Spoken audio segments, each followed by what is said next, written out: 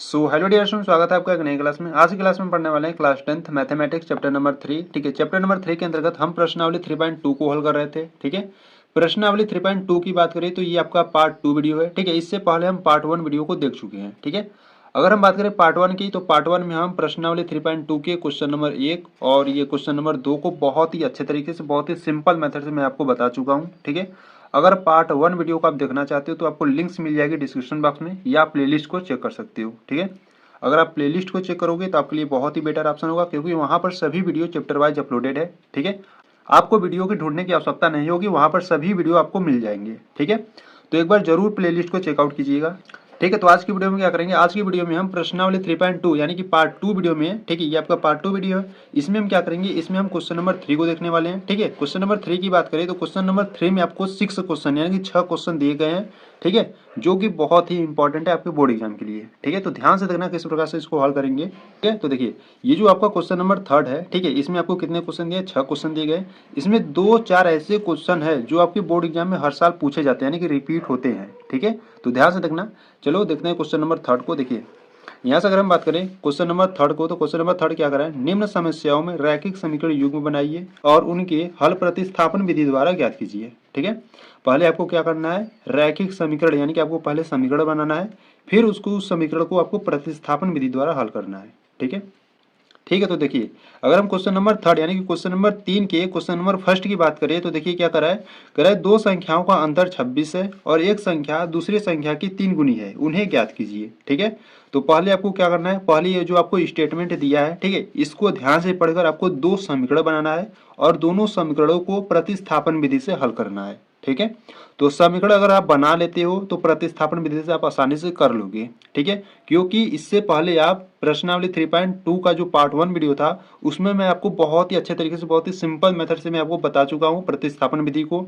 ठीक है, तो अगर नहीं देखो तो एक बार प्लेलिस्ट को जाकर चेकआउट जरूर कर लेना। ठीक है, वहां से देख लेना। तो चलो पहले इसका क्या करते हैं, इसको पहले हम दो समीकरण बनाएंगे, फिर हम इसको प्रतिस्थापन विधि से हल करेंगे। ठीक है, तो ऐसे जो सवाल होते हैं, ऐसे सवाल आपकी बोर्ड एग्जाम में काफी बार पूछे भी गए हैं। ठीक है, तो ध्यान से देखना किस प्रकार से हल करेंगे। ठीक है, तो चलो देखते हैं क्वेश्चन नंबर 3 का फर्स्ट। ठीक है, तो यहाँ से अगर हम बात करें, यहाँ से हम क्वेश्चन नंबर 3 का, ठीक है, क्वेश्चन नंबर 3 का फर्स्ट देखने वाले हैं। तो देखिए क्वेश्चन नंबर फर्स्ट आपको दिया क्या है, यानी कि आपको क्वेश्चन नंबर क्या कह रहा है कि दो संख्याओं का अंतर 26 है और एक संख्या दूसरी संख्या की 3 गुनी है, उन्हें ज्ञात कीजिए। यानी कि संख्या आपको क्या करना है, ज्ञात करना है। ठीक है, तो यहाँ से हम मान लेंगे जो संख्या एक होगा x होगा, एक y होगा। ठीक है, तो यहाँ से हम लिखेंगे माना जो पहली संख्या है, ठीक है, माना जो पहली संख्या है उसे x मान लो। ठीक है, वह जो दूसरी संख्या है उसे y मान लो, वह दूसरी संख्या को हम क्या मानते हैं, y मान लेते हैं। ठीक है, पहली संख्या को हम x मान लिए और दूसरी संख्या को y मान लिए। ठीक है, और दोनों संख्याओं का अंतर कितना आपको दिया था, 26 दिया था। ठीक है, देखो यहां से आपको ध्यान देना है, जब आपको प्रश्न में कहे अंतर, ठीक है, तो वहां पर आपको माइनस का चिन्ह लगाना है। ठीक है, और जब कहे आपको प्रश्न में योगफल या योग कहे तो उसमें आपको क्या करना है, प्लस का चिन्ह लगाना है। ठीक है, इसको आपको नोट के रूप में याद रख लेना है। ठीक है, जब आपको प्रश्न कहेगा अंतर तो वहां पर आपको माइनस का चिन्ह लगाना है, जब आपको प्रश्न कहेगा योग या योगफल तो यहाँ पर आपको प्लस का चिन्ह लगाना है। ठीक है, तो आपको प्रश्न कहेगा कि दो संख्याओं का अंतर, यानी कि संख्या एक x है, एक संख्या y है, तो इनका अंतर यानी कि x माइनस वाई बराबर कितना दिया है, 26 दिया है। ठीक है, ठीक है, तो x minus y equal to 26 हो गया। इसको क्या करोगे, समीकरण नंबर 1 बना लेना। ठीक है, और प्रश्न में आगे आपको क्या करा है, कह रहा है कि और एक संख्या दूसरी संख्या की 3 गुनी है। ठीक है, तो इसको ध्यान से समझना। ठीक है, बहुत सारे स्टूडेंट यहाँ पर गलती करते हैं।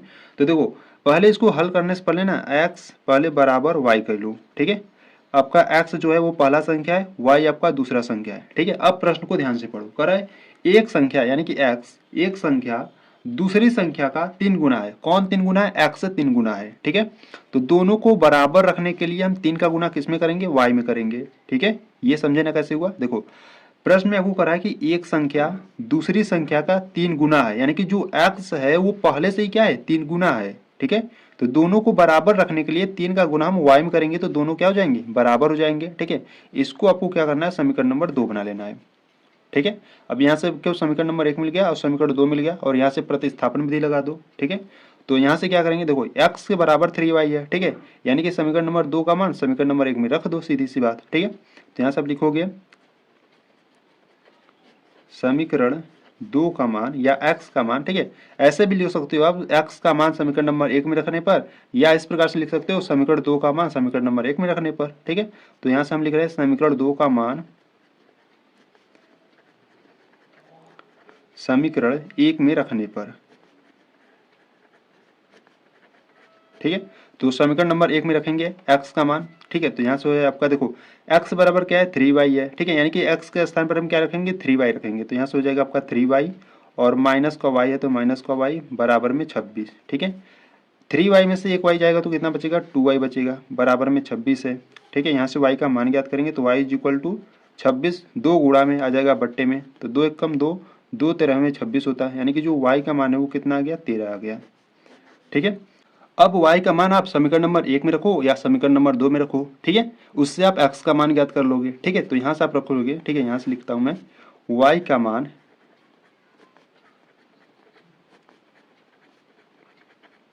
मान समीकरण नंबर 2 में रखो, ठीक है। देखो जिसमें आसान पड़े उसमें रखो, ठीक है। अगर इसमें यानी कि समीकरण नंबर 1 में रखोगी तब भी आपको x का मान मिल जाएगा, ठीक है, और समीकरण नंबर 2 में रखोगी तब भी मिल जाएगा, ठीक है। देखो इसमें आपको आसान पड़ रहा है, ठीक है, यहाँ पर y का मान रखोगे तो सीधे x के बराबर आपको मिल जाएगा, ठीक है। यहाँ पर रखोगे तो आपको इधर पक्षांतर करना पड़ेगा, ठीक है।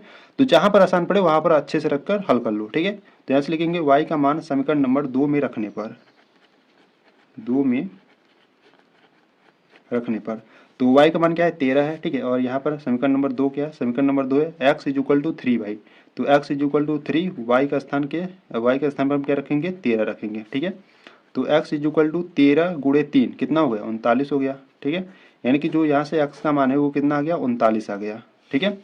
x का मान 39 और y का मान 13 है, ठीक है। तो यहाँ से आपको लिख देना है नीचे अतः, ठीक है, अतः जो पहली संख्या है, अतः जो पहली संख्या है वो 13 है, ठीक है। और सॉरी, जो पहली संख्या हम किसको माने थे x माने थे ना, तो जो पहली संख्या होगा वो आपका 39 है, ठीक है। वह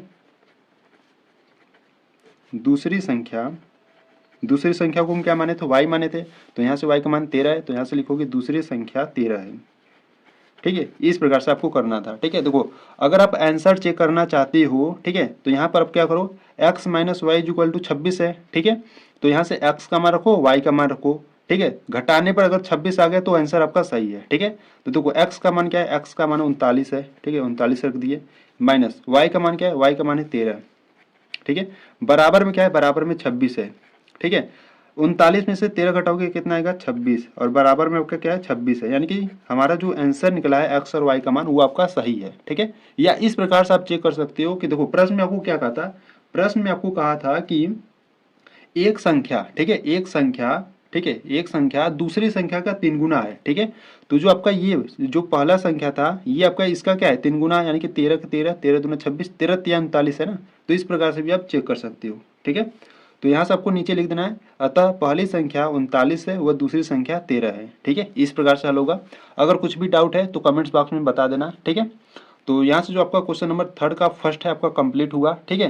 तो बहुत ही इंपॉर्टेंट है, ध्यान से एक बार देख लेना, ठीक है। आपके बोर्ड एग्जाम में काफी बार पूछा भी गया इस प्रकार के सवाल, ठीक है। तो चलो क्वेश्चन नंबर अब सेकेंड को करते हैं, ठीक है। देखिए यहाँ से अगर हम क्वेश्चन नंबर सेकेंड की बात करें तो देखिए क्वेश्चन नंबर सेकेंड आपको क्या करा है, क्वेश्चन नंबर सेकेंड करा है कि दो संपूरक कोणों में बड़ा कोण छोटे कोण से 18 डिग्री अधिक है, उन्हें ज्ञात कीजिए, ठीक है। दो संपूरक कोण में, अब संपूरक कोण क्या होता है इसको पहले समझेंगे फिर इस सवाल को हल करेंगे, ठीक है। तो यहाँ से अगर हम बात करें क्वेश्चन नंबर सेकेंड की,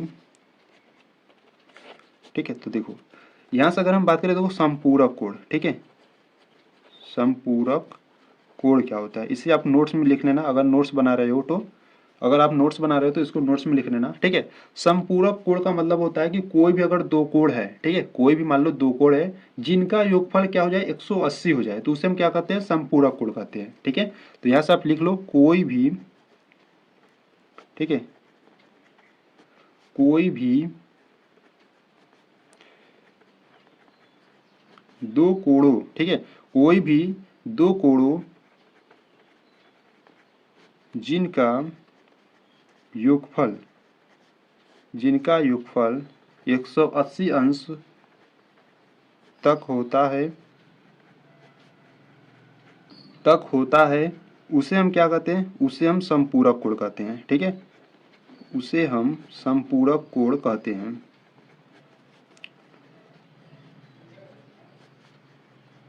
ठीक है, ठीक है। तो यहाँ से आपको प्रश्न में कहा कि दो संपूरक कोणों में बड़ा कोण छोटे कोण से 18 डिग्री अधिक है, उन्हें ज्ञात कीजिए। ठीक है, तो यहाँ से हम कोण को मान लेंगे। ठीक है, माना यहाँ से एक कोण x होगा और माना दूसरा कोण y होगा। ठीक है, तो यहाँ से हम लिखेंगे माना, ठीक है, माना एक कोण x है। ठीक है, वही अगर हम दूसरे कोण की बात करें, वह दूसरा कोण, ठीक है, वह दूसरा कोण y है। ठीक है, मान लिया कि जो एक कोण है x है वह दूसरा कोण y है। ठीक है, हाँ यहाँ पर ये ध्यान देना, जो x है वो y से बड़ा होगा। ठीक है, यानी कि जो x है वो y से बड़ा होगा। ठीक है, इसे आप ध्यान देना।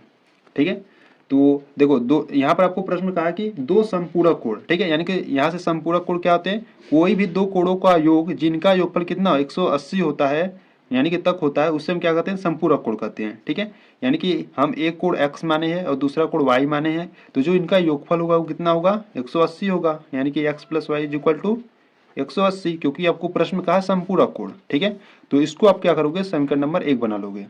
ठीक है, तो ये आपको ध्यान देना है, इस किस प्रकार से ये आया x plus y is equal to 180, ये आपका संपूरक कोण है। ठीक है, और प्रश्न में आपको दिया है कि दो संपूरक कोणों में जो बड़ा कोण है, यानी कि जो बड़ा कोण आपका x है और छोटा कोण y है। ठीक है, बड़ा कोण है वो छोटे कोण से 18 डिग्री अधिक है। ठीक है, तो इसको देखो हल कैसे करेंगे, तो यहाँ से पहले क्या करो ना, देखो एक x है एक y है, तो पहले क्या करो, x बराबर y कर लो इस प्रकार से। ठीक है, x आपका बड़ा कोण है, y आपका छोटा कोण है। ठीक है, अब प्रश्न को ध्यान से पढ़ो, करा है दो संपूरक कोणों में, ये आपके दो संपूरक कोण है। ठीक है, कोणों में जो बड़ा कोण है ये x वाला, जो बड़ा कोण है वो छोटे कोण से 18 डिग्री अधिक है। कौन 18 डिग्री अधिक है, ये x वाला। ठीक है, तो इसमें x वाला 18 डिग्री अधिक है, तो इसमें नहीं जोड़ेंगे, किसमें जोड़ेंगे, इसमें जोड़ेंगे। क्यों जोड़ेंगे, क्योंकि दोनों को हम इक्वल करेंगे, यानी कि बराबर करेंगे। ठीक है, दोनों को बराबर करने के लिए हम 18 y में जुड़े हैं। ठीक है, आपको प्रश्न में कहा था कि दोनों कोणों में जो बड़ा कोण है वो छोटे कोण से 18 डिग्री अधिक है, यानी कि ये ऑलरेडी 18 डिग्री अधिक है, यानी कि ये पहले से ही क्या है, 18 डिग्री अधिक है, इसीलिए हम y में 18 जोड़ेंगे तो दोनों क्या हो जाएंगे, बराबर हो जाएंगे। ठीक है, इसको आपको समीकरण नंबर 2 बना लेना है। अब आपको समीकरण नंबर 1 और समीकरण नंबर 2 मिल गया, और यहाँ से प्रतिस्थापन विधि लगा दो। ठीक है, तो देखो यहाँ से क्या करो, समीकरण 2 का मान समीकरण नंबर 1 में रख दो, या x का मान समीकरण नंबर 1 में रखने पर, ठीक है, जिस प्रकार से आप लिखना चाहते हो उस प्रकार से आप लिख सकते हो। ठीक है, तो यहाँ से आप लिखोगे समीकरण 2 का मान, समीकरण 2 का मान समीकरण नंबर 1 में रखने पर।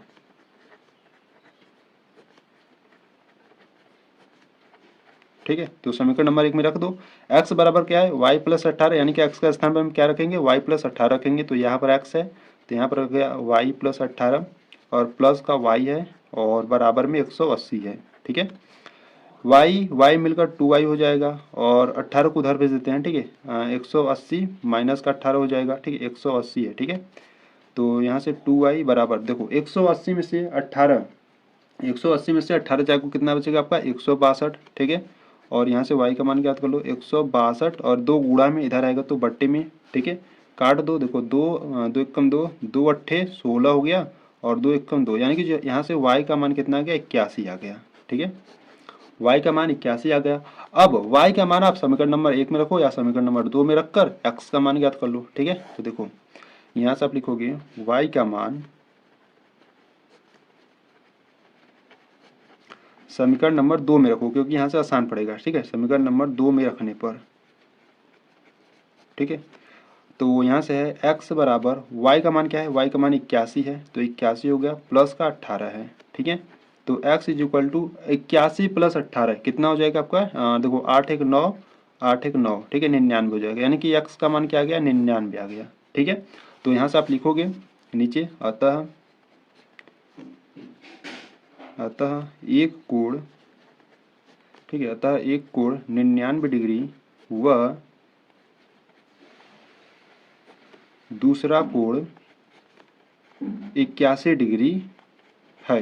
ठीक है, इस प्रकार से आपको करना था। ठीक है, तो एक बार मैं आपको फिर से बताता हूँ क्योंकि ये इंपॉर्टेंट क्वेश्चन है, ठीक है। तो देखो यहाँ से पहले मैंने क्या किया हूँ, यहाँ से मैं किया हूँ कि देखो माना एक कोण x है वह दूसरा कोण y है, ठीक है। यहाँ से हमने मान लिया जो x है वो y से बड़ा है, यहाँ पर मैं आपको बता चुका हूँ, ठीक है। जो x है वो y से क्या है, बड़ा है, ठीक है।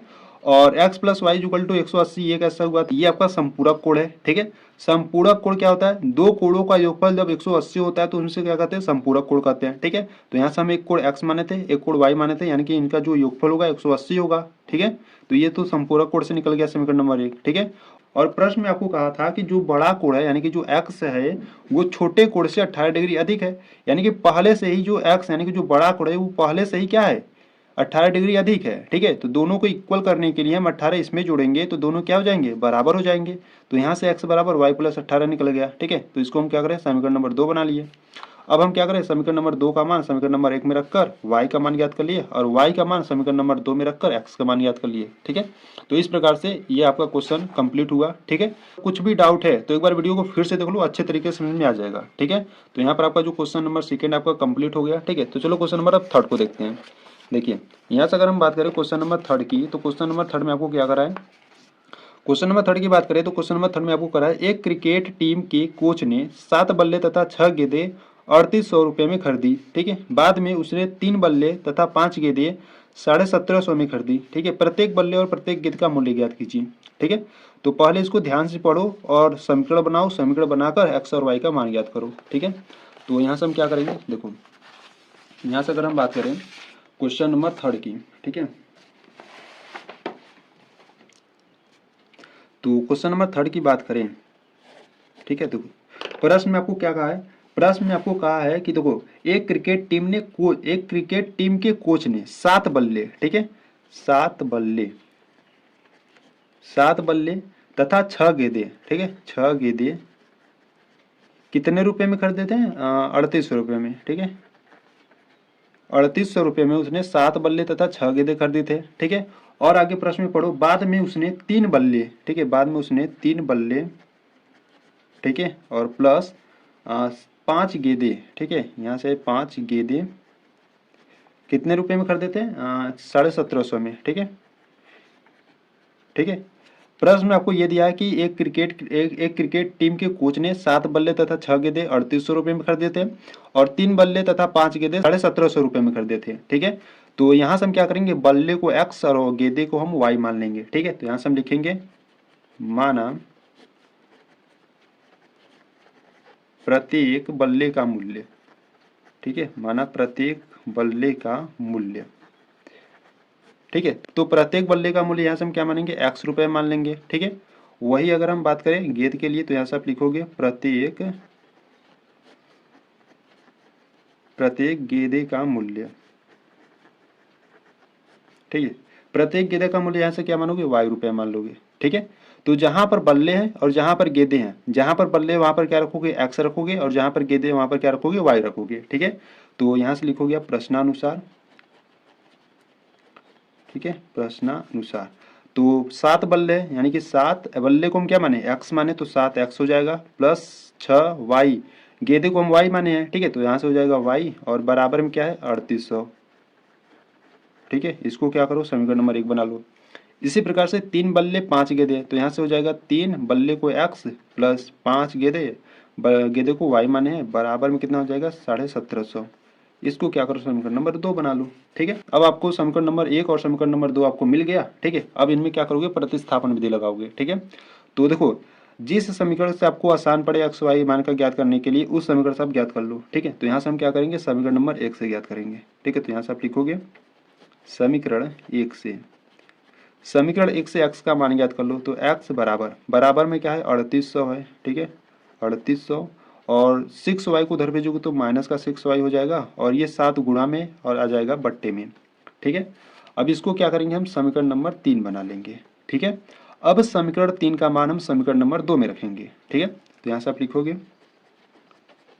समीकरण 3 का मान समीकरण 2 में रखने पर, ठीक है। समीकरण 3 का जो मान है उससे हम किस में रखेंगे, समीकरण नंबर 2 में रखेंगे, यानी कि x के स्थान पर हम इन सभी संख्याओं को रखेंगे। ठीक है, तो यहाँ पे 3 है तो यहाँ पे 3 हो गया, x के स्थान पर हम इनको रखेंगे। ठीक है, तो 3800 माइनस का 6y बट्टे में 7 है और प्लस में क्या है, यहाँ पर 5y है, बराबर में 1750 है। ठीक है, इस प्रकार से। ठीक है, तो यहाँ से इसको सॉल्व करेंगे। देखो यहाँ से 3 का गुणा इसमें कर लेते हैं। ठीक है, तो 3 का गुणा जब 8 में करोगे यानी मतलब 8 त्रिक 24 होता है, हाथ में आया 2, 3 त्रिक 9, 9 2 11। ठीक है, 2 शून्य 2 शून्य बढ़ा लो और माइनस का 3 गुणे 6 करोगे तो 18 हो जाएगा y। ठीक है, और बट्टे में क्या है, बट्टे में 7 है और इधर है प्लस का 5y बराबर में 1750। ठीक है, 7 का गुणा इसमें करते हैं और इसमें करके 7 नीचे से हटा देते हैं। ठीक है, तो यहाँ से है 11,400। ठीक है, माइनस 18y, 7 का गुणा 5 में करोगे तो कितना हो जाएगा, 7 पच्चे 35y। ठीक है, और 7 का गुणा उधर भी कर दो। ठीक है, तो देखो 7 का गुणा 0 में करोगे तो 0 होगा। ठीक है, और 7 का गुणा 5 में करोगे तो 7 पच्चे 35 की 5, हाथ में आया 3 और 7 सते 49, 49 और 3 52, 2 हाथ में आया 5। ठीक है, और 7 एकम 7 5 12। ठीक है, 7 5 12, यानी कि यहाँ से क्या आ गया, 12,250 आ गया। ठीक है, तो अब इसको सॉल्व करेंगे। देखो माइनस का 18y प्लस का 35y, यानी कि प्लस 35y में से जब हम 18 का y घटाएंगे तो कितना आ जाएगा यहाँ से आपका। ठीक है, तो यहाँ से आपका आ जाएगा 17y। ठीक है, और ये जो आपका 11,400 है ना, उसको उधर भेज दो। तो उसको जब उधर भेजोगे यानी कि 12,250 माइनस उसको उधर भेजोगे तो माइनस का हो जाएगा। ठीक है, तो 17y बराबर में 12,250 में से 11,400 घटाओ। देखो 0 में से 0 गया 0। ठीक है, 5 में से 0 जाएगा तो कितना बचेगा, 5 बचेगा। ठीक है, और यहाँ पर 2 है, यहाँ पर 4 है। ठीक है, तो 12 में से 4 जाएगा तो कितना बचेगा, 8 बचेगा। ठीक है, और 11 11, यानी कि 11 में से 11 जाएगा तो 0, यानी कि क्या 12,250 में से 11,400 घटाओगे तो कितना बचेगा, 850 बचेगा। ठीक है, यहाँ से y का मान ज्ञात कर लो, 850 17 गुणा में बट्टे में लाओगे तो 17 गुणा में था, इधर लाओगे तो बट्टे में हो जाएगा। ठीक है, अब यहाँ से संख्या को काटो, 17 कम 17, 17 पच्चे 85। ठीक है, शून्य यहाँ पर है तो y का मान यहाँ से क्या आ गया, 50 आ गया। ठीक है, अब y का मान आप समीकरण नंबर किसी में भी रखकर वो x का मान ज्ञात कर लो। ठीक है, तो हम जो y का यानी कि जो y का मान 50 है यहाँ पर, इसको हम क्या करेंगे, समीकरण नंबर 3 में रखेंगे। ठीक है, तो यहाँ पर आप रखोगे y का मान, y का मान समीकरण नंबर 3 में रखने पर। ठीक है, तो समीकरण नंबर 3 है क्या, तो समीकरण नंबर 3 है x बराबर 3800 माइनस का 6 गुणे y है, y के स्थान में क्या रखेंगे, ये 50 रखेंगे। ठीक है, तो ये हो जाएगा 50 और बट्टे में क्या है, बट्टे में आपका 7 है। ठीक है, तो x बराबर, तो इसका क्या करते हैं, गुणा कर लेते हैं। ठीक है, तो यहाँ से हो जाएगा 3800 माइनस का 6 पंजे 30। ठीक है, 6 पंजे 30 और एक शून्य और है तो 300 हो जाएगा, बट्टे में 7। x इज इक्वल टू, देखो 3800 में से 300 जाएगा तो कितना बचेगा, 3500 बचेगा। ठीक है, और बट्टे में 7 है, यहाँ से संख्या काटो, 7 एकम 7, 7 बचे 35। ठीक है, तो x इज इक्वल टू 5 और 2 शून्य बचा था यानी कि 500। यहाँ से x का मान क्या आ गया, x का मान 500 आ गया, y का मान आपका 50 आ गया। ठीक है, तो x किसको माने थे और y किसको माने थे। देखो यहाँ से जो आपका x था, ठीक है, यानी कि जो आपका x था उसको आप क्या माने थे, बल्ले का मूल्य माने थे, और जो y था वो गेंदा का मूल्य माने थे। ठीक है, तो यहाँ से आपको लिख देना है, अतः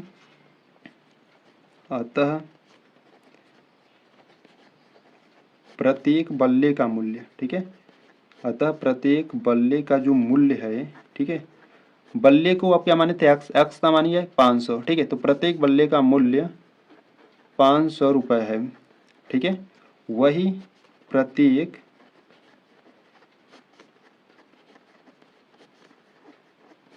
गेंद का मूल्य, प्रत्येक गेंद का मूल्य, गेंद को आप क्या माने थे, y माने थे, तो y का मान यहाँ पर 50 है, तो प्रत्येक गेंद का मूल्य क्या हो जाएगा, 50 रुपये हो जाएगा।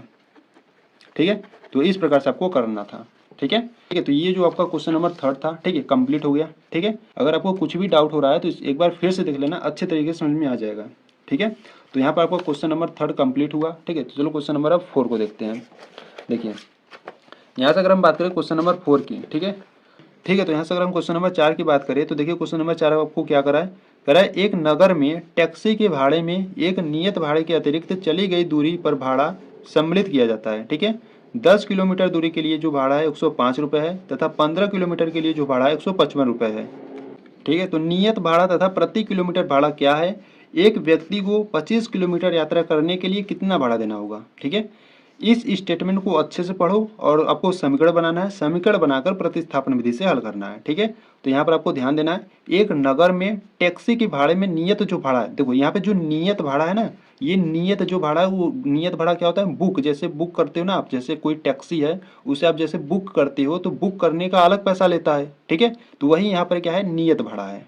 ठीक है, तो चलो इसको क्वेश्चन नंबर 4 को करते हैं। ठीक है, बहुत ही सिंपल तरीके से मैं आपको बताऊंगा। ठीक है, तो यहाँ से अगर हम बात करें क्वेश्चन नंबर 4 की, ठीक है, तो यहाँ से हम क्वेश्चन नंबर 4 की बात करें। ठीक है, तो देखिए क्वेश्चन नंबर 4 में पहले क्या करेंगे, पहले हम मानेंगे। ठीक है, तो इस प्रकार से आप लिखोगे, प्रश्नानुसार दिया है, पहले सिस्टमैटिक ढंग से लिख लो। ठीक है, प्रश्नानुसार दिया है। ठीक है, प्रश्नानुसार दिया है। देखो प्रश्न में आपको कहा है कि नियत भाड़ा है और एक प्रति किलोमीटर, यानी कि जब जिस प्रकार से आप प्रति किलोमीटर जाओगे उस प्रकार से भाड़ा है। ठीक है, तो यहाँ से हम क्या करेंगे, जो नियत भाड़ा है, ठीक है, नियत भाड़ा क्या होता है, जैसे आप किसी टैक्सी को बुक करते हो ना, वही आपका क्या होता है, नियत भाड़ा होता है। ठीक है, तो नियत भाड़ा को हम क्या करेंगे, एक्स मान लेंगे, एक्स रुपया है। ठीक है, वही प्रति किलोमीटर जो भाड़ा है, ठीक है, उसको हम वाई मान लेंगे। ठीक है, प्रति किलोमीटर, ठीक है, प्रति किलोमीटर का जो भाड़ा है उसे हम क्या करेंगे, वाई रुपए मान लेंगे। ठीक है, तो यहाँ से अगर हम बात करें जो नियत भाड़ा है वो देखो क्या है, नियत भाड़ा जैसे मान लो जैसे आप टैक्सी को बुक करते हो, ठीक है, बुक करते हो ना, जैसे मान लो कोई टैक्सी है, ठीक है, टैक्सी को आप क्या करते हो, बुक करते हो। ठीक है, मान लो आप टैक्सी को आप बुक कर रहे हो, तो टैक्सी को जो बुक कर रहे हो उसका अलग पैसा देना होता है। ठीक है, और टैक्सी जिस प्रकार से, यानी कि जितना किलोमीटर जाएगा उस किलोमीटर के हिसाब से आपको पैसा देना होगा। ठीक है, तो जो बुक करते हो, यानी कि जो बुक करने का पैसा होता है वो आपका नियत रहता है, यानी कि जैसे मान लो 10 रुपया ले रहा है बुक करने का, तो वो सिर्फ 10 ही रुपया लेगा।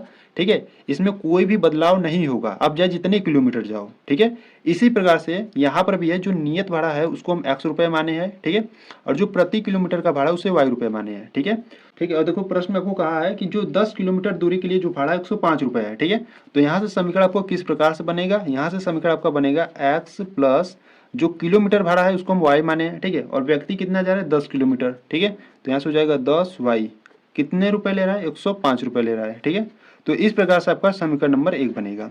ठीक है, यहाँ पर जो एक्स है वो आपका नियत भाड़ा है, इसमें आपका कोई भी बदलाव नहीं होगा, सिर्फ एक्स रहेगा।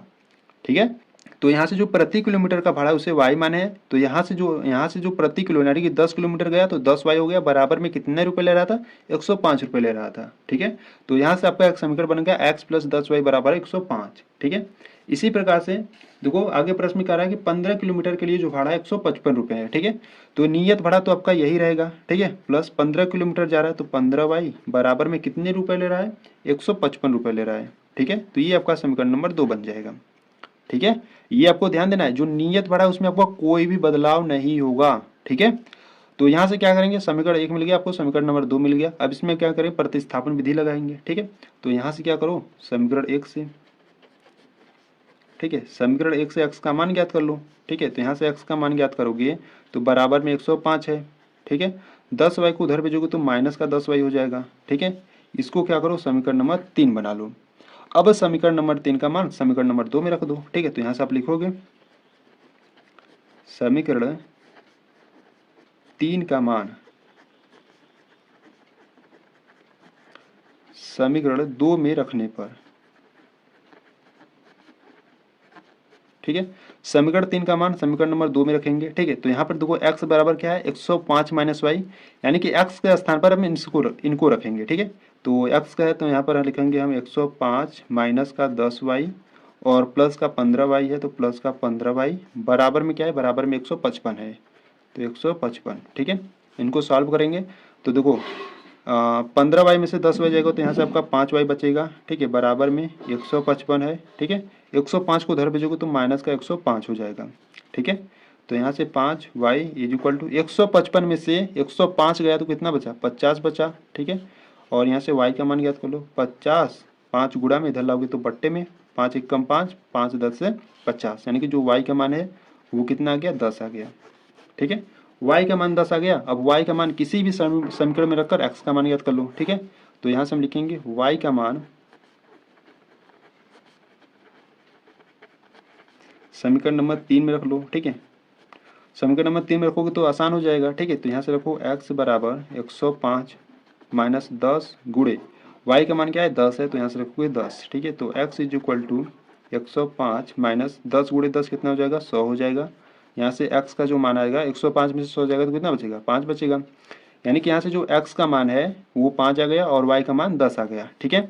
तो आप x क्या माने थे, आप जो नियत भाड़ा था उसे आप x माने थे और जो प्रति किलोमीटर का भाड़ा था उसे y माने थे, ठीक है। यानी कि यहाँ से जो नियत भाड़ा है वो कितना है 5 रुपये है और जो प्रति किलोमीटर का भाड़ा है वो 10 है, 10 रुपये है, ठीक है। तो आप यहाँ से नीचे लिख दोगे अतः जो नियत भाड़ा है, ठीक है। नियत भाड़ा का मतलब समझ रहे हो ना, नियत भाड़ा है यानी कि जो बुक करने वाला था टैक्सी को वो कितना भाड़ा है उसका 5 रुपये है, ठीक है। अगर आप टैक्सी को बुक करोगे तो उसको कितने रुपए दोगे 5 रुपये दोगे, ठीक है। और टैक्सी आपको जितने किलोमीटर लेकर जाएगा उस किलोमीटर के हिसाब से आपको पैसा देना होगा, ठीक है। और जो यहाँ से अगर किलोमीटर की बात करें यानी कि प्रति किलोमीटर था ना, प्रति किलोमीटर का भाड़ा, ठीक है। प्रति किलोमीटर का भाड़ा कितना हो जाएगा 10 रुपये हो जाएगा, ठीक है, ठीक है। यानी कि जब 1 किलोमीटर जाओगे तो कितना रुपए दोगे 10 रुपये, ठीक है। ये जो बुक यानी कि जो नियत भाड़ा है ये आपका सिर्फ 5 रुपये रहेगा, ठीक है। 5 रुपये देकर टैक्सी को बुक कर लो, ठीक है, और प्रति किलोमीटर के हिसाब से अपना पैसा देते जाओ, ठीक है, ठीक है। तो इस प्रकार से आपका क्वेश्चन नंबर जो 4 था वो आपका कंप्लीट हो गया, ठीक है। अगर आपको इसमें कुछ भी डाउट हो रहा है तो एक बार फिर से देखो, अच्छे तरीके से समझ में आ जाएगा, ठीक है। ये जो क्वेश्चन नंबर 4 है आपके लिए बहुत ही इंपॉर्टेंट है, ठीक है, एक बार फिर से देख लेना, ठीक है। तो यहाँ पर आपका क्वेश्चन नंबर 4 कंप्लीट हुआ, ठीक है। तो चलो क्वेश्चन नंबर 5 को देखते हैं। देखिए यहाँ से अगर हम बात करें क्वेश्चन नंबर 5 की, तो क्वेश्चन नंबर 5 देखिए क्या कर रहा है, कह रहा है यदि किसी भिन्न के अंश और हर दोनों में 2 जोड़ दिया जाए तो वह 9/11 हो जाती है। यदि अंश और हर में, ठीक है, अंश और हर में दोनों में 3 जोड़ दिया जाए तो वह 5/6 हो जाती है। वह भिन्न ज्ञात कीजिए, ठीक है। बहुत ही सिंपल है और इम्पॉर्टेंट भी है, ठीक है। ये जो क्वेश्चन नंबर 5 है सिंपल भी है और इम्पॉर्टेंट भी है, इसको तो नोट कर लो। ये आपके बोर्ड एग्जाम में ऐसे सवाल, ऐसे एक सवाल तो आएगा ही आएगा, ठीक है।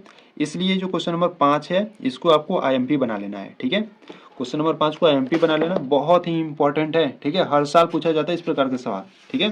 तो चलो इसको हल करते हैं क्वेश्चन नंबर 5 को, ठीक है। तो यहाँ से अगर हम बात करें क्वेश्चन नंबर 5 की, ठीक है, ठीक है। तो देखिए यहाँ से आपको क्या दिया है, यहाँ से पहले क्या करो ना, प्रश्नानुसार दिया, पहले एकदम इसको सिस्टमैटिक ढंग से लिखो, ठीक है। प्रश्नानुसार दिया है, प्रश्नानुसार दिया है, क्या दिया है, यहाँ से जो भिन्न है, ठीक है, यानी कि देखो आपको क्या कहा था, किसी भिन्न के अंश और हर में 2 जोड़ दिया जाए, ठीक है। यानी कि भिन्न की बात कर रहा है तो यहाँ से हम भिन्न का जो अंश होगा उसको हम x मान लेंगे और जो हर होगा उसको हम y मान लेंगे, ठीक है। तो यहाँ से आप लिखोगे माना, ठीक है, माना भिन्न का जो अंश है, ठीक है, ये आप सीधे कर सकते हो कि माना अंश x है, ठीक है, और हर y है, ठीक है। इस प्रकार से लिख सकते हो या इसी प्रकार से लिखोगे तो सही रहेगा। माना भिन्न का अंश क्या है x है, ठीक है, वह भिन्न का हर y है, ठीक है। अंश और हर आप जानते हो ना, देखो जैसे x/y है, ठीक है, तो जो ऊपर रहता है उसे हम कहते हैं अंश कहते हैं, ठीक है, और जो नीचे रहता है उसे आप कहते हो हर कहते हो, ठीक है। तो इस प्रकार से हमने मान लिया। तो यहाँ से अगर हम भिन्न की बात करें, ठीक है, तो यहाँ से आपका भिन्न क्या निकलेगा, भिन्न यानी कि भिन्न क्या निकलेगा, यहाँ से x/y निकलेगा, ठीक है। तो देखो अब यहाँ से प्रश्नानुसार, अब प्रश्न को ध्यान से पढ़ो और आगे हल करते जाओ और समीकरण बनाओ। देखो प्रश्न में आपको कह रहा है कि किसी भिन्न के अंश और हर में, ठीक है, यानी कि अंश यानी कि ऊपर और नीचे में 2 जोड़ दिया जाए तो वो संख्या क्या हो जाती है 9/11 हो जाती है, ठीक है। यानी कि भिन्न के अंश में यानी कि x में क्या जोड़ दे 2 जोड़ दे और भिन्न के हर में यानी कि y में हम 2 जोड़ दें, ठीक है, तो वो कितना हो जाती है 9/11 हो जाती है, ठीक है। और इसी प्रकार से एक और आपको करा है, आगे करा है कि यहाँ पर यदि अंश और हर में 3 जोड़ दिया जाए, ठीक है, तो वो संख्या कितना हो जाती है 5/6, यानी कि अंश में 3 जोड़ दो और हर में भी 3 जोड़ दो तो वो संख्या यानी कि 5/6 हो जाती है, ठीक है। तो इन सम के पहले क्या करेंगे, इन सम समीकरण ज्ञात करेंगे, ठीक है। दोनों समीकरण ज्ञात करने के बाद प्रतिस्थापन विधि लगाएंगे, ठीक है।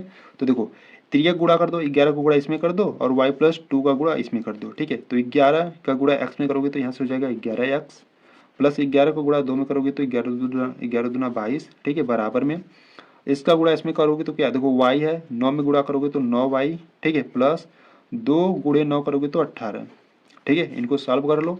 11x y को उधर लाओगे तो माइनस का 9y, ठीक है, बराबर में क्या है 18, इसको उधर भेज दो तो माइनस का 22, ठीक है। 11x माइनस का y 9y, ठीक है, बराबर में 22 में से 18 जाएगा तो कितना बचेगा, माइनस का 4 बचेगा, ठीक है। इसको क्या करो, समीकरण नंबर 1 बना लो, ठीक है। अब यहाँ पर हल करो, 6 का गुणा इसमें करोगे और ये जो नीचे है इसका गुणा इसमें कर दो तो 6x हो जाएगा और 6 त्रिक 18 हो जाएगा, ठीक है, बराबर में y का गुणा 5 में करोगे तो 5y और 3 का करोगे तो प्लस का 15, ठीक है। y को उधर लाओ, 6x माइनस का 5y बराबर में आपका है 15, 18 को उधर ले जाओगे तो माइनस का 18, 6x माइनस का 5y बराबर 18 में से 15 जाएगा तो माइनस का 3, ठीक है। इसको क्या करो, समीकरण नंबर 2 बना लो, ठीक है। तो इस प्रकार से आपको समीकरण 1 और समीकरण 2 प्राप्त हुआ, ठीक है। अब इनमें हम क्या करेंगे, प्रतिस्थापन विधि लगाएंगे, ठीक है। तो चलो हल करते हैं आगे। तो देखिए यहाँ से पेज ले लेते हैं, ठीक है। देखिए आपको यहाँ पर पहला समीकरण क्या दिया है, पहला आपको समीकरण दिया है 11x माइनस का 9y बराबर में माइनस का 4 दिया है, ये आपका समीकरण नंबर फर्स्ट है। और समीकरण नंबर 2 आपको क्या दिया है, 6x माइनस का 5y बराबर में माइनस का 3, ये आपका समीकरण नंबर 2 है, ठीक है। अब चलो इसको हल करते हैं प्रतिस्थापन विधि से, ठीक है। तो देखो यहाँ से हम क्या करेंगे, समीकरण 1 से या समीकरण 2 से x या y का मान ज्ञात कर लो, ठीक है। तो यहाँ से हम करेंगे समीकरण नंबर 1 से, तो यहाँ पर लिखोगे समीकरण 1 से, ठीक है। समीकरण 1 से x का मान ज्ञात करेंगे तो x बराबर में आपका है माइनस का 4, ठीक है। और ये माइनस का 9y उधर जाएगा तो क्या हो जाएगा, प्लस का 9y हो जाएगा, ठीक है। 11 गुणा में इधर आएगा तो बट्टे में हो जाएगा। इसको क्या करो, समीकरण नंबर 3 बना लो, ठीक है। अब समीकरण 3 का मान आप किस में रखोगे, समीकरण नंबर 2 में रखोगे, ठीक है। ठीक है, थोड़ा सा बना लेते हैं, ठीक है। तो यहाँ से आप करोगे समीकरण 3 का मान समीकरण नंबर 2 में, ठीक है। तो यहाँ से आप लिखोगे समीकरण 3 का मान समीकरण 2 में रखने पर, ठीक है, इस प्रकार से आपको लिख कर करना होगा, ठीक है। समीकरण 3 का मान समीकरण नंबर 2 में रखेंगे, यानी कि जहां पर x है वहां पर इन सभी संख्या को रखेंगे, ठीक है। तो यहाँ पर हो जाएगा 6x है तो x का स्थान पर इन सभी को रखेंगे, तो यहाँ से हो जाएगा माइनस का 4 प्लस का 9y बट्टे में क्या है 11 है, ठीक है। और यहाँ से माइनस का 5y और बराबर में क्या है माइनस का 3 है, ठीक है। अब इनको हम सॉल्व करेंगे, देखो 6 का गुणा इसमें करो तो 6 चौका 24 माइनस का 24 हो जाएगा, ठीक है। और 6 का गुणा जब 9 में करोगे तो 9 छक्का 54, ठीक है, यानी कि प्लस का 54y, ठीक है। और बट्टे में क्या है, बट्टे में आपका 11 है, ठीक है। और यहाँ पर माइनस का 5y है बराबर में माइनस का 3 है। 11 का गुणा इसमें और इसमें कर 11 को नीचे से हटा दो, ठीक है। तो यहाँ से क्या करेंगे, माइनस का 24 प्लस 54y, ठीक है। 11 का गुणा 5 में करोगे तो माइनस का 55y हो जाएगा, ठीक है। और 11 का गुणा 3 में करोगे तो बराबर में माइनस का 33 हो जाएगा, ठीक है। अब देखो 55y में से ये 54y जाएगा तो कितना बचेगा, माइनस का y बचेगा, क्योंकि यहाँ पर माइनस में 55 है, ठीक है। बराबर में यहाँ पर क्या है, माइनस का 33 है, माइनस का 24 को उधर भेजोगे तो क्या हो जाएगा, प्लस का 24 हो जाएगा, ठीक है। माइनस का y बराबर, देखो 33 में से 24 को घटाओ, ठीक है। तो यहाँ पे देखो क्या हो जाएगा, 13 में से 4 जाएगा तो 9 बचेगा, ठीक है। और यहाँ पे 2 यानी कि कितना आ रहा है, माइनस का 9 आएगा, ठीक है। यहाँ से माइनस माइनस कैंसिल आउट कर दो, y इज इक्वल टू क्या आ गया, 9 आ गया, ठीक है। y का मान 9 आ गया, ठीक है। अब y का मान आप किसी भी समीकरण में रखकर x का मान ज्ञात कर सकते हो, ठीक है। तो हम यहाँ पर जो y का मान 9 आया है इसको हम कहाँ रखेंगे, समीकरण नंबर 3 में रखेंगे, ठीक है। तो यहाँ से देख लेते हैं, तो यहाँ से आप लिखोगे y का मान समीकरण 3 में रखने पर, ठीक है। समीकरण नंबर 3 में रखेंगे, यानी कि समीकरण नंबर 3 है क्या, तो यहाँ से है x बराबर माइनस का 4 प्लस 9 गुणे y का मान क्या है 9 है, तो यहाँ से 9 रखेंगे, बट्टे में आपका 11 है, ठीक है।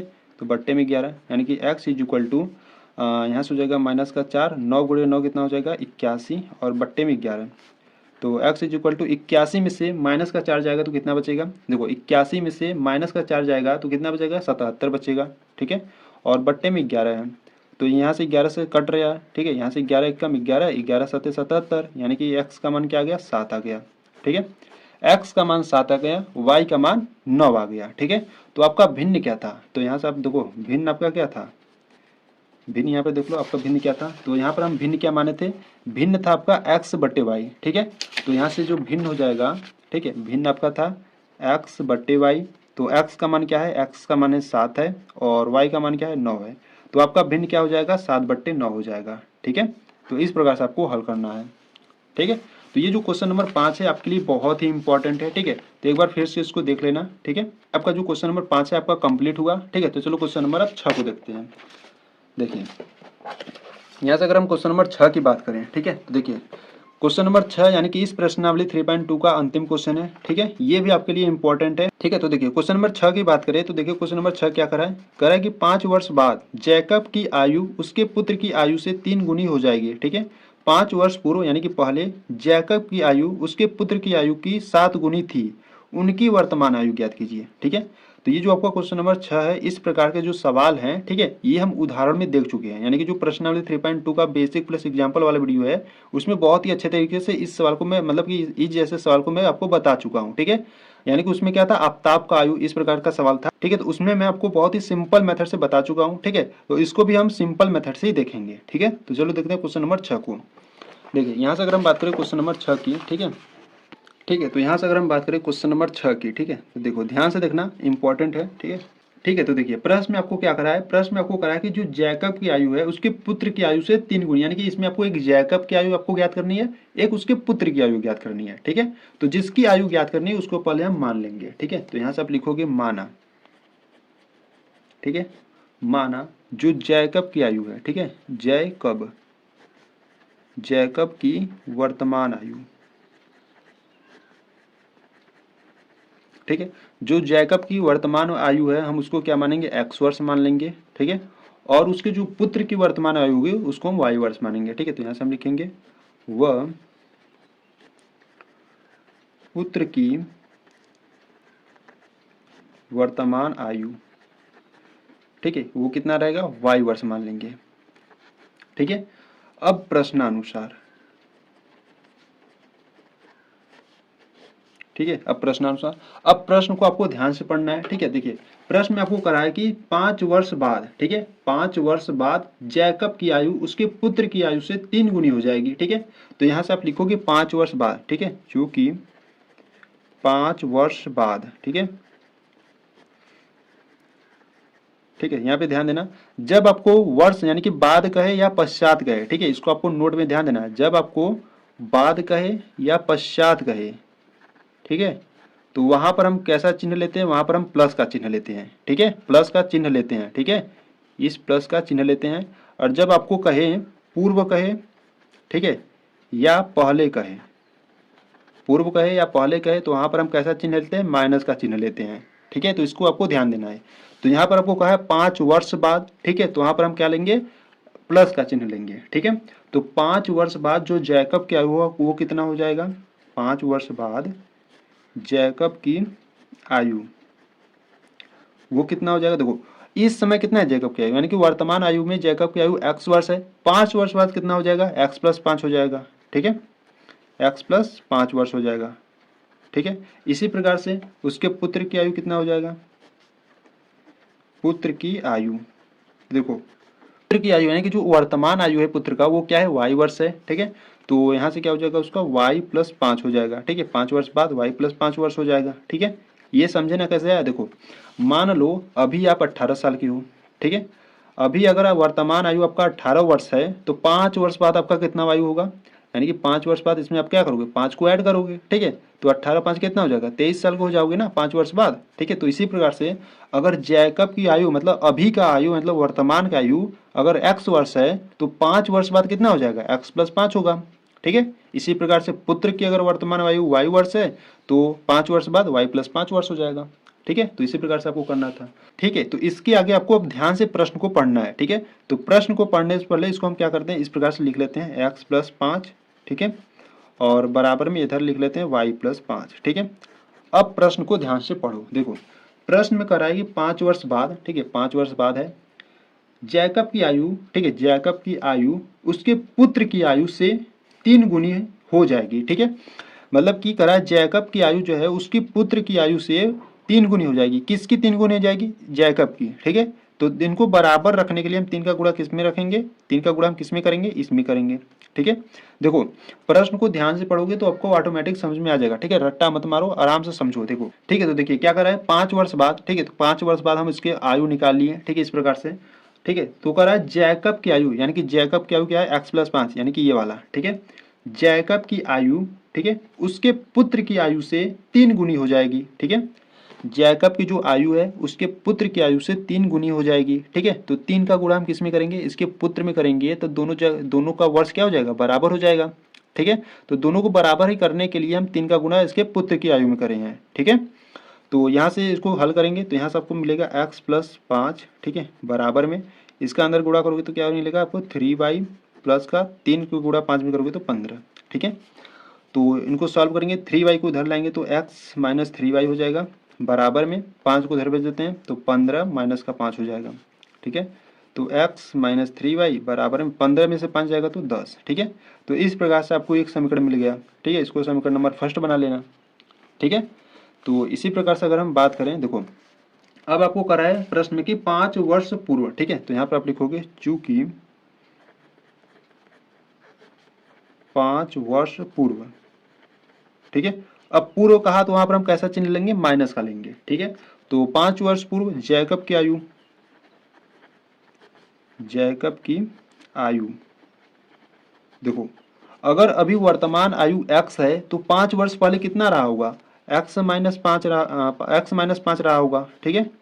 देखो कैसे, जैसे मान लो अभी आप अभी आप 18 साल के हो, ठीक है। अभी आप 18 साल के हो, 5 वर्ष मतलब 5 वर्ष पहले कितने साल के थे, 5 वर्ष पहले आप 13 साल के थे, ठीक है। इसी प्रकार कैसे किए, मतलब 18 में से 5 वर्ष घटा दिए तो कितना आ गया था, 13 आ गया था, ठीक है। इसी प्रकार से यहाँ पर भी है, अगर जैकब की वर्तमान आयु x वर्ष है, ठीक है, तो 5 वर्ष पहले कितना होगा, x में से 5 को घटाएंगे तभी मिलेगा ना। तो इसी प्रकार से उसके पुत्र को भी निकाल लेंगे, ठीक है। तो उसके पुत्र की जो आयु होगा वो कितना हो जाएगा, वो हो जाएगा y-5, ठीक है, ठीक है। ये ध्यान दे रहे हो ना, देखो बाद में था तो हम प्लस में लिए थे, जब पूर्व था तो माइनस का ले लिए, ठीक है। तो अब देखो प्रश्न को ध्यान से पढ़ना है, पहले हम क्या करेंगे, दोनों को इस प्रकार से हम लिख लेंगे x-5, ठीक है, और इधर में y-5, ठीक है। अब प्रश्न को ध्यान से पढ़ो, देखो प्रश्न में आपको करा है कि 5 वर्ष पूर्व जैकब की आयु, ठीक है, जैकब की आयु उसके पुत्र की आयु की 7 गुनी हो जाएगी, ठीक है।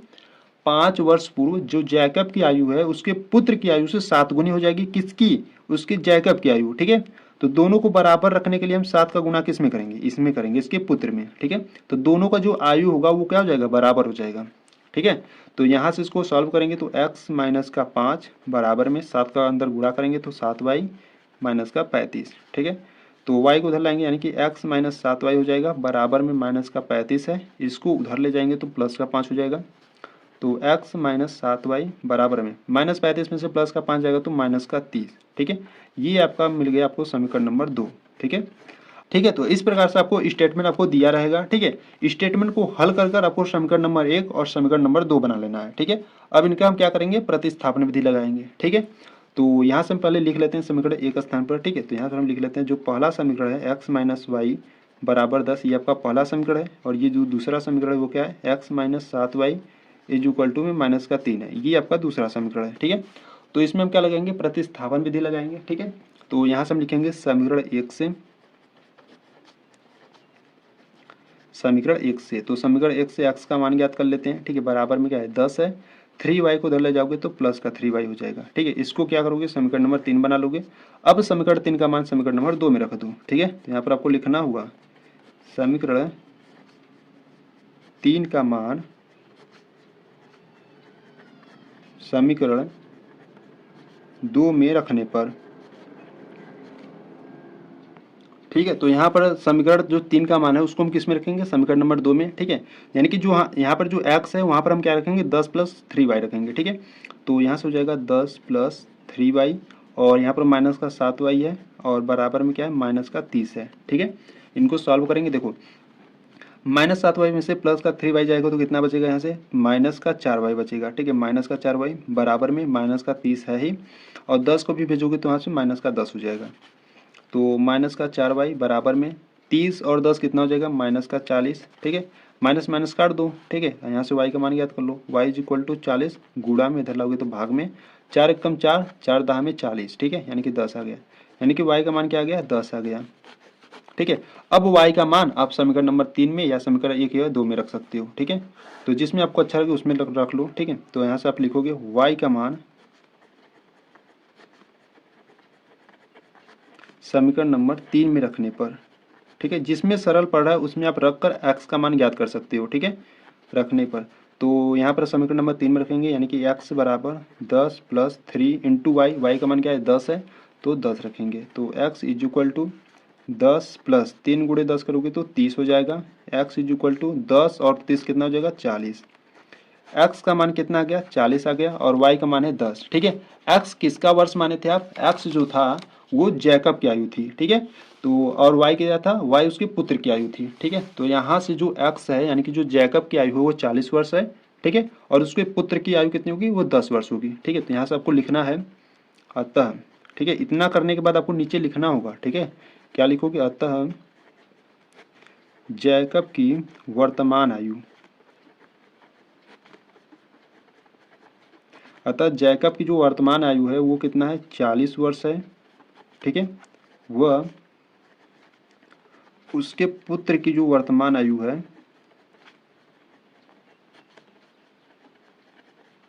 वो कितना है, वो 10 वर्ष है। ठीक है,